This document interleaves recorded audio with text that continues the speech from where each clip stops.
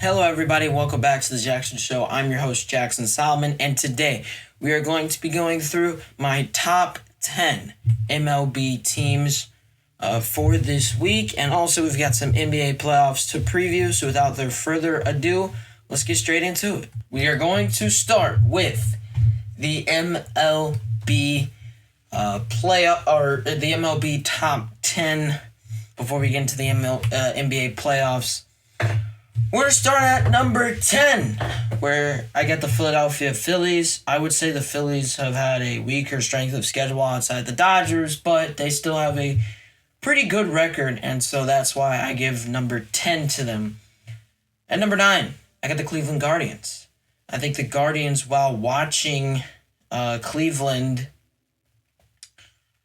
the Guardians, Daniel Schneemann hit a couple of home runs, and it was really eye-opening to what this division really holds, because we're not the Tigers. I'm a Tigers fan, in case you all didn't know. They're in a division with more than just Kansas City. They're in a division with the Guardians, and the Guardians are going to give them a run for their money. So I got the Guardians at number 9. They've been very competitive. Starting pitching for Cleveland looks very good, and their bats are getting hot as of late. Speaking of bats getting hot as of late, can we talk about the Mariners? Because they're the 8th team on my list, and they have been very hot so far. I mean, they're 20-12, which is very surprising to me. They did drop a series to the Tigers, which I just got to mention because I'm a Tigers fan, and majority of my listeners are Tigers fans as well. So I got to shout that out. But, the Mariners, 20-12, they're really good. It's surprisingly good, in fact. And, they're the 8th team on this list because of how good they've been. And there's an argument that can be made that this team has the best starting pitching in the MLB, arguably second best, maybe best. So that is that. At number 7, I got the San Francisco Giants. Giants were probably, I would say, my top 5 last week, but because of everything, because of their losing skid that they had, they fell down a couple of places to number 7, and I think that there are 6 teams that are just better than them right now. Starting pitching really hasn't been an issue. Justin Verlander, who I said was, I will admit, I said he was a little bit older, and they really shouldn't be relying on him. He's been, I think, over the top. I think he's been fantastic. Don't get me started on Logan Webb. He's been great. Giants rotation has to stay healthy, though, and with those 2 pitchers leading the rotation,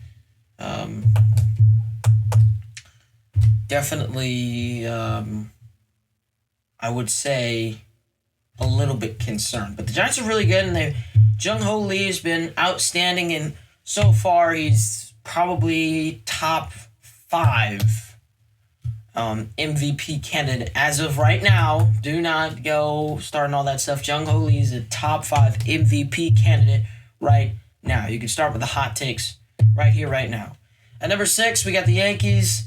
And I was watching Yankee highlights earlier, and I thought that this is unfair that the Yankees get to use a different style of bat to give themselves an advantage. Why doesn't the rest of the league use torpedo bats?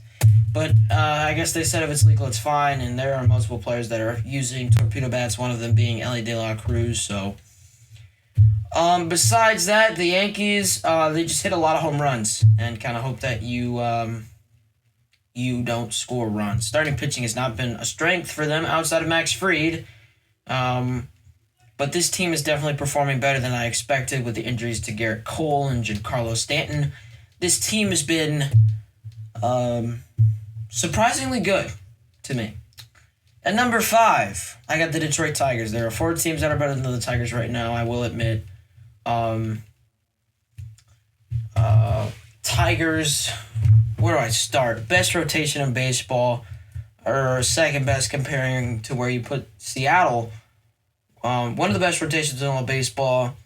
They are extremely disciplined at the plate. They hit the ball very well, and Javier Baez has been just fantastic.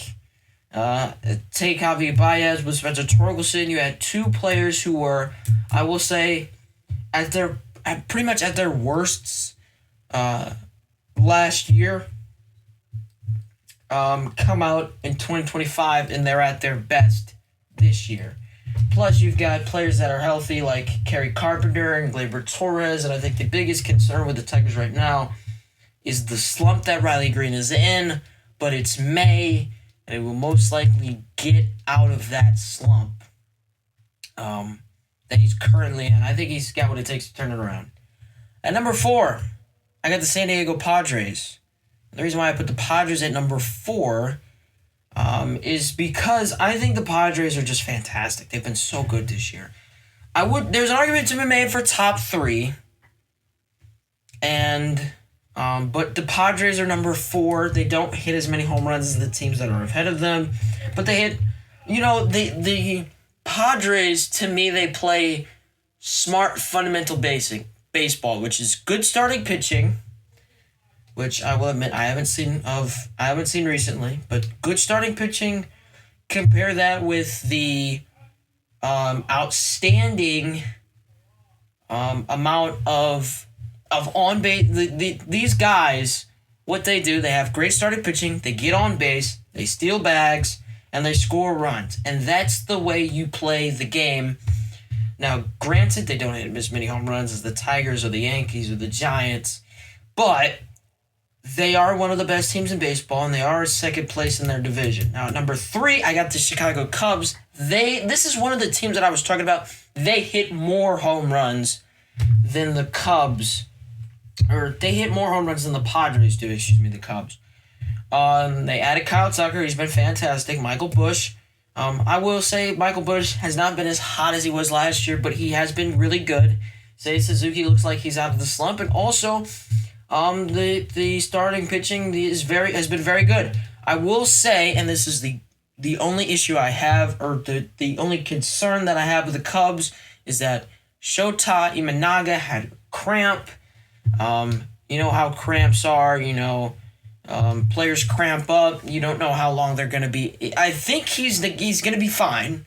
I believe he's going to be fine, but I don't know how long he's going to be out for, or I don't know if he's going to continue to have cramps throughout his career. I don't know how he's going to come out next outing. They think that'd be the only concern, and also maybe the starting pitching crumbling at the end of the line. But so far, they're great, and they're a heavily offensive team. The Mets, however, are also a heavily offensive team. Look, I think the Mets have maybe one of the worst rotations in all of baseball. Next to the Orioles, next to the Yankees, the Mets don't look so good. They are basically got the island of misfit toys as starting rotation. Clay Holmes is their ace, I believe. Him, and I think it goes Kodai Senga or something. But this Mets rotation has been very bad. And until they get Sean Manaea back and Frankie Montas back, I think that rotation will become a little bit better. The offense, though, I think the offense has been really good. And also what we've seen from the polar bear, Pete Alonso, has been fantastic. The polar bear, he's been just great. He leads them. Last time I checked, he led them in average home runs and RBIs. He's been fantastic. And also Brandon Nimmo, who moved down the order, really stepped it up. I saw a couple of weeks ago he had a 9 RBI game. Although the Mets got swept in the doubleheader yesterday, they're still the second best team in baseball. And at number 1, I think we all knew who this was going to be, the Los Angeles Dodgers. I did watch the Dodgers game last night. And fun fact, in case you're going to watch the Dodgers tonight, Jack Dreyer, who is the starting pitcher for the Dodgers tonight, he pitched last night. So that's a little fun fact for you. But speaking of Dodgers starting pitching, they've been out fantastic. Yoshinobu Yamamoto has been great. Roki Sasaki's gotten out of that little slump that he was in previously. You've got guys like Dustin May, who didn't have a great night last night, but he's been really good. And then you've got guys like Blake Snell and Tyler Glasnow, who hit the IL. They are on the injured list right now, but you've got a guy like Clayton Kershaw, who is, I think, just started his rehab assignment. I believe he started his rehab assignment this weekend, if not before then. But yeah, the Dodgers are a really good team. They're the best team in baseball right now. They have the best overall record in baseball. The thing is, what is the situation with Tommy Edman? He did the IL 10-day. I believe this weekend he did the IL 10-day. So I don't know. I really hope that if the Dodgers are going to win the World Series, they need Tommy Tanks out there because of how good he is. But on the other hand, they'll be just fine without him because of they got Hye-Sung Kim, who they called this weekend. He made his major league debut in the field. I don't know if he has a official at bat. He's supposed to start his first major league game today, so there's that going for him. So yeah, the Dodgers are the best team in baseball. Just to recap: Phillies, Guardians, Mariners, Giants, Yankees, Tigers, Padres, Cubs, and Mets are right underneath them, all in that order. That is my top 10 MLB teams. All right, so now I think the time has come for majority of what people have been waiting for, majority of what people have come to listen for. We got the MLB, or the NBA, I'm sorry, I still got an MLB brain. NBA Conference Semifinal preview and predictions coming up. We're going to start in the Eastern Conference with the Cavs and Pacers series. I was a little late to the party, but Indiana won Game 1 of that best of 7 game series. It was very close, Game 1 was. Darius Garland did not play. That would be his third straight game that he missed, going back to Game 3 in Miami. Last game he played was Game 2 in Cleveland. I would say Tyrese Halliburton was the player of the game, despite his three-point struggles. He had 22 points and 13 assists. And a key three-pointer to carry the Pacers to start a rally that helped the Pacers get to victories, a 15-4 run. All 5 starters for the Pacers had double-digit points, and Indy had a 12-point lead in the third quarter before the Cavs came back. Donovan Mitchell had 33 points in this game. He broke MJ's playoff record with his 8th straight game of at least 30 points to open a series, despite his efforts from 3, which we're going to get to in a second. Based on all of that, seems like the Pacers had a really good Game 1. And this game was really close. It was back and forth, like I said. But here's the reason. The Pacers really pulled away in the fourth quarter.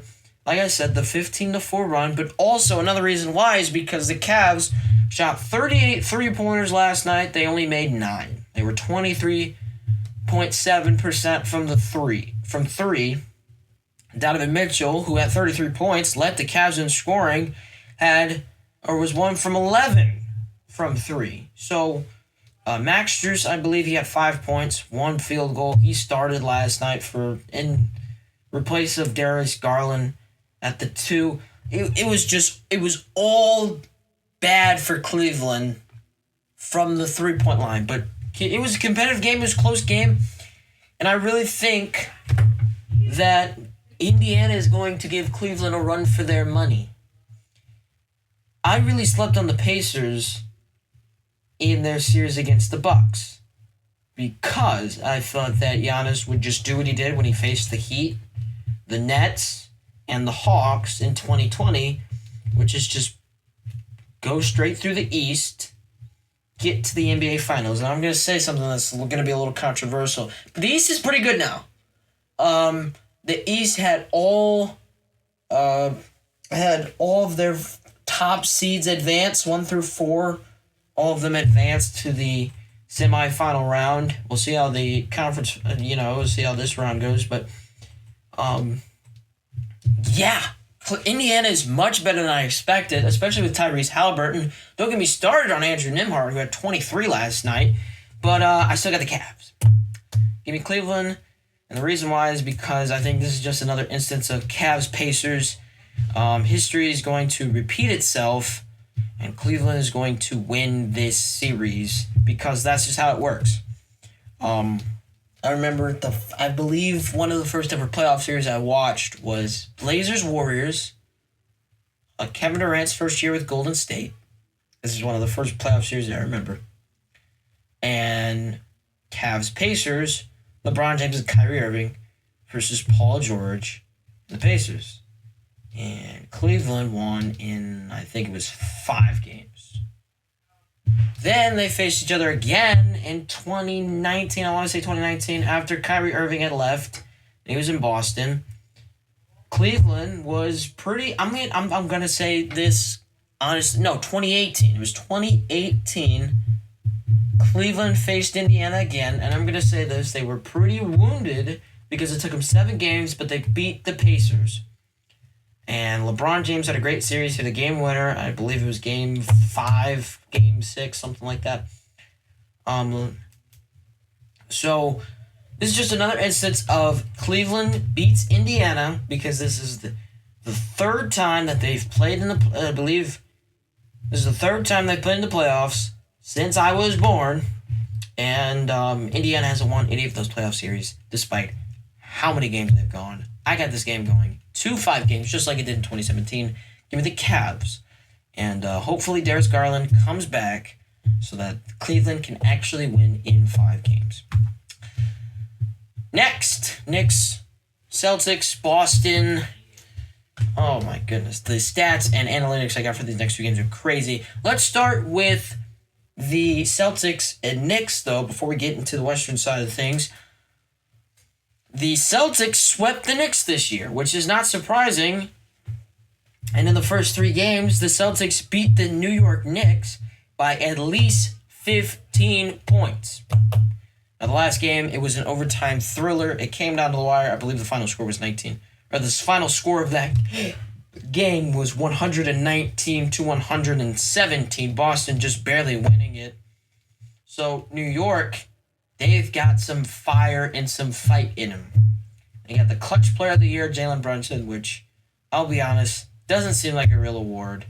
It really should go to whoever had the most game winners or late game shots. And if it's not Jalen Brunson, then he shouldn't win it. But let's say it was. Clutch player of the year. And he was very clutch in that first series against the Pistons. He served as closer in game 1, served as closer in game 3, served as closer in game 4, and served as closer in game 6. Actually, I won't say game 4. I think that game 4 was really a cat game. But game 6, that was Jalen Brunson. He sent the Pistons home, unfortunately. And in that game 6, he scored 40 points on the road in Detroit. Jalen Brunson is a different breed, and I feel like this year, he feels that this is his year. He's going to come out there and just have a mentality. He's going to have a mentality that, hey, we're going to come out here, we're going to win. That's his mentality. But when you look at the overall first round in the postseason for Jalen Brunson, he averaged 31.5 points, 8 assists, and 4 rebounds. So not really much of a passer. There's that. Also, Celtics had some key injuries in their first round series against the Magic. Main one being Jason Tatum, who played in Game 3, played in Game 4, and played in Game 5. So Jason Tatum, I believe he's going to be just fine after the Celtics beat the Magic. Jaylen Brown has a knee injury. He's the second most valuable player on this Boston team. He has a knee injury heading into this game one, yet he's expected to play. So there's that, and also Drew Holiday's coming back for the series. There's that, and I think that when you have a big three, or really when your entire starting lineup is as dominant as Boston's is, you're going to have a problem, especially when they're completely healthy. So that's Holiday, White, Brown, Tatum, and Porzingis. Does not look good for New York. Boston, they shot 31.2 3-point attempts per game, but they only made more than 10 3-pointers once in their entire series with the Magic. And if they continue to shoot the three ball that much, it's gonna be a real problem for them. So, you want to, if you're Boston, I think the strategy here is don't miss your threes. You got to be accurate. If you're going to take a three, you got to make it. You can't afford to miss a three, especially with Jalen Brunson averaging 32. And don't get me started on Cat game 4, man. That was rough. Let's look at some. I would go to the facts now, but also Karl Anthony Towns. He's got to be a big role player in this series versus the Celtics. He's got to have as major a role as he did in Game 1, which is not going to be easy because Kristaps Porzingis and Al Horford aren't Jalen Duren and Isaiah Stewart or Paul Reed, because Isaiah Stewart really didn't play after Game 1 in that series. I think he returned later on in the series. I'm not sure. But yeah, Boston, their front court is really good. And honestly, I'll be completely honest with you. Jason Tatum, he plays like a 3 more than a 4, but he has the height and the size and the build to play the 4. So realistically, they could throw Al Horford in there if they wanted to. But yeah, I'm going to go with Boston in 6 games. And I'm going to be completely honest with you. The reason why I got Boston winning is because there's going to be absolutely no defense played in this series by the Knicks whatsoever. They will get outnumbered. But I do think they will squeak out a couple of games in this series. So there's that.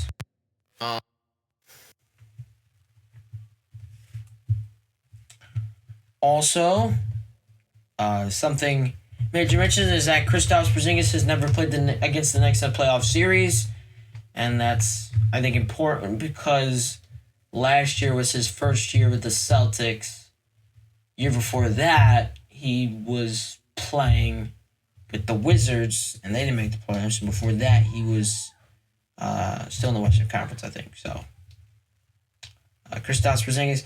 And the Knicks haven't been to the conference finals in 25 years. And I don't think this will be the year. Sorry, Cap. Sorry, Brunson. I got Boston in 6 games.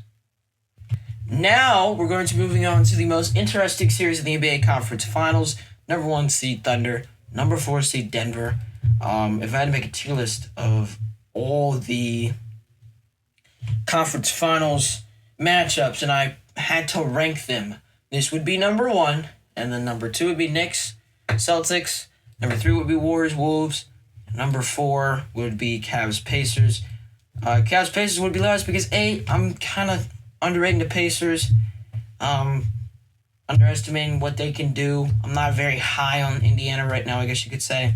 And B, I don't really like Indiana either. I don't really like the Pacers or the Cavs that much for that matter. So I don't really like both of those teams, which is why I put them at the bottom of my list. Definitely going to be the least interesting game that I will watch if I watch these playoff series.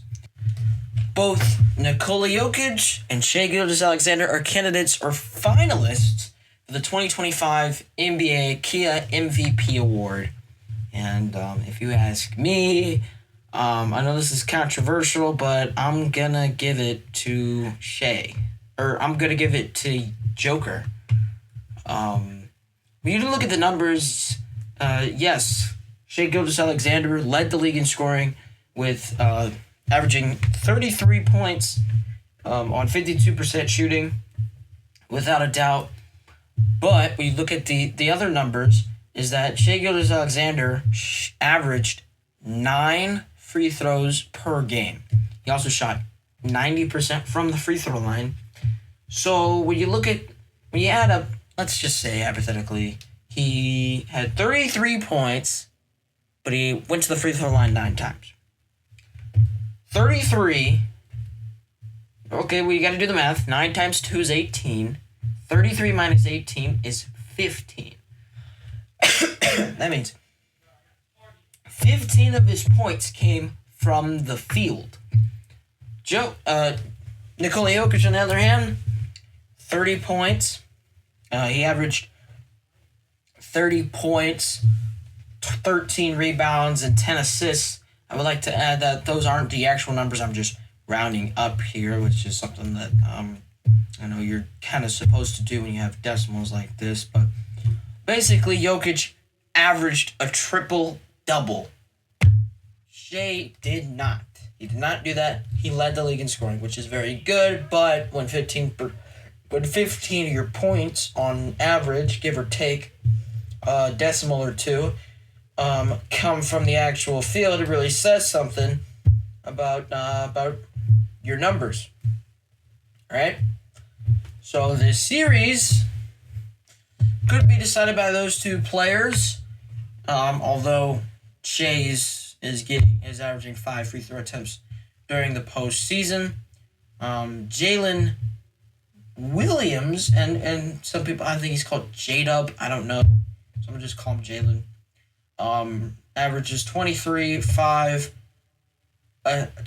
points, 5 rebounds, and 5 assists in the first round against Memphis. He was a key player in Game 4. And he played fantastic in that series. And excuse me. For the Thunder to make the finals, for the Thunder to win the finals, it has to be more than just Shai. It has to be Jalen Williams. It has to be Chet. It has to be Case and Wallace. It has to be somebody on the Thunder team besides Shai. Because Shai, yes, he can drop 60 points, but that's not where all your points are going to come from. He may get 13 rebounds on a specific night, but that's not where all your rebounds are going to come from.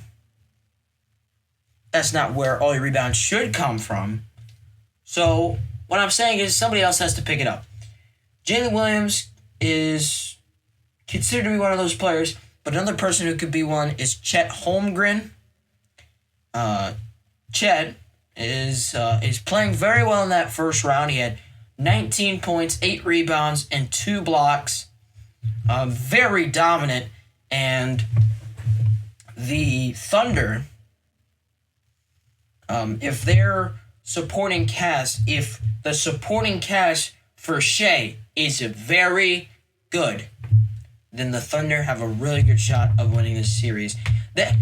It's got to be more than just Shai, though. You have to understand that Shai can't do it all. It has to be Chet, or it has to be Jalen, or it has to be Caruso. It has to be somebody else to step up and play well next to Shai. Now, Nikola Jokic, I already mentioned his numbers,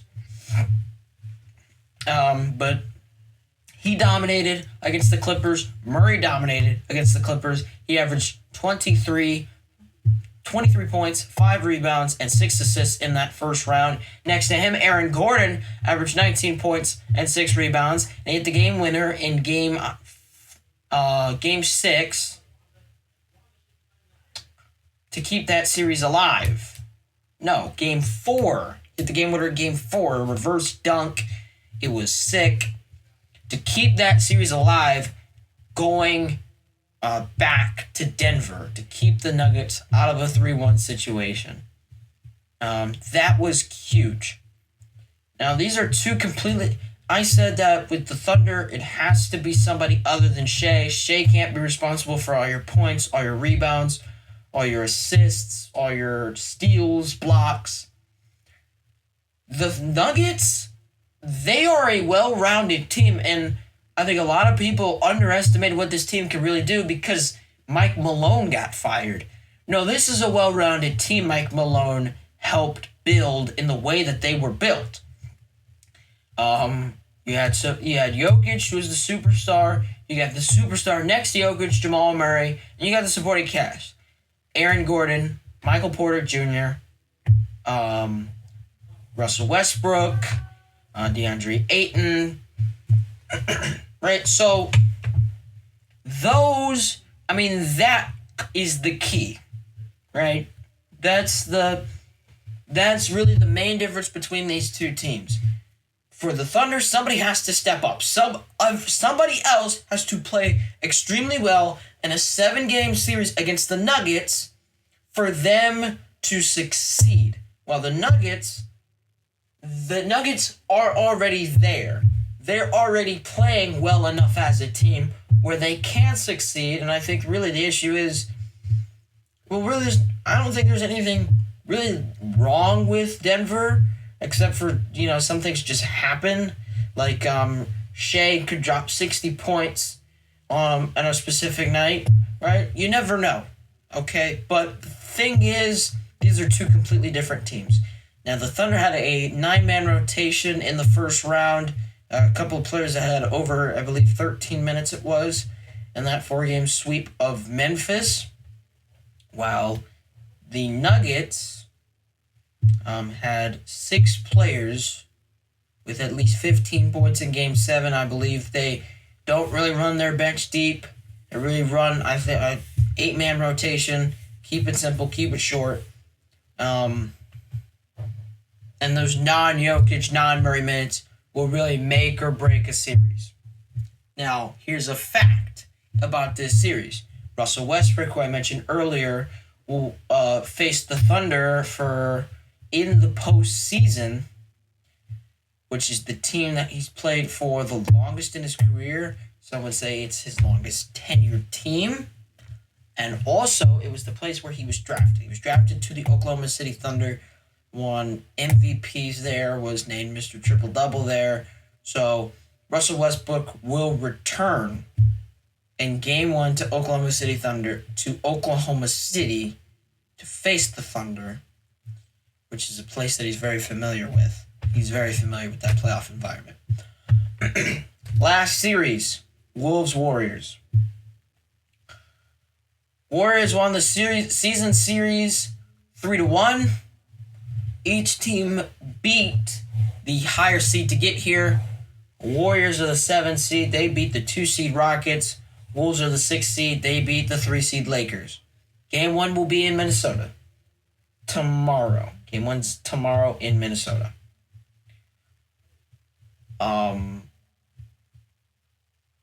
Warriors played exceptionally well last night. They getting themselves prepared. The flight from San Francisco to Minneapolis is a very long flight. And the other thing about that is they better be grateful it's very warm this type of year. Typically, you're going to Minnesota during the winter months. It's not going to be very warm. They have very warm here. Maybe not as hot as San Francisco is, but it's still going to be somewhat relatively warm, maybe 50s, 60s, something like that. Warriors faced Ja Morant in their finals run in 2022. Now they face Anthony Edwards in their finals run in 2024. They beat Ja Morant. They face Anthony Edwards now. And those are supposedly the two future faces of the league next to SGA and Jason Tatum. So those two, one after a couple after the draft class. So anyway, Anthony Edwards has taken down the big three. In case you don't know what the big three is, it's LeBron James, Stephen Curry, and Kevin Durant. He's taken down 2 of the big guys. LeBron, He's taken down Braun, and now LeBron is considering retirement. Took down Kevin Durant in 4 games last year. And if he takes down Stephen Curry in less than 5 games, it's going to be a problem. Steph is the youngest out of these guys, but they're still relatively old. Yet they're still relatively good scorers. Might not be above average defenders, but they're still very good. That's the point I'm trying to make. They're still very good. The Wolves, however, they're a young team. They got Julius Randle, Naz Reid, they got Rudy Gobert, and that's really, and Mike Conley. That's really the most veteran experience you're going to see from Minnesota in this series. The rest, Anthony Edwards, Jalen McDaniels, Dante DiVincenzo, relatively young guys. Okay? Key matchup to watch. I got Draymond Green versus Julius Randle. Dominant scorer versus dominant defender. Draymond Green, I don't know what he was doing in that first series, but he was flopping around everywhere, just kicking everything and stuff. And he's basically in peak Draymond form, to where he's playing good defense, yes. He's leading the offense, yes. And he's also committing fouls and hurting people and all that kind of stuff. So Draymond's back in form. Can Julius Randle continue to be the dominant scorer that he was in the first round against the Lakers? And also, here's another thing. Jimmy Butler's going back to Minnesota, which I can not expect to be easy, but the Warriors won the season series. Jimmy Butler wasn't on the Warriors, so he got traded to Golden State after he basically didn't face the Wolves wearing the Golden State jersey.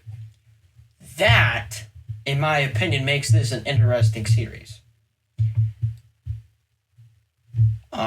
Jimmy Butler returning to Minnesota to take on his former team in the Wolves.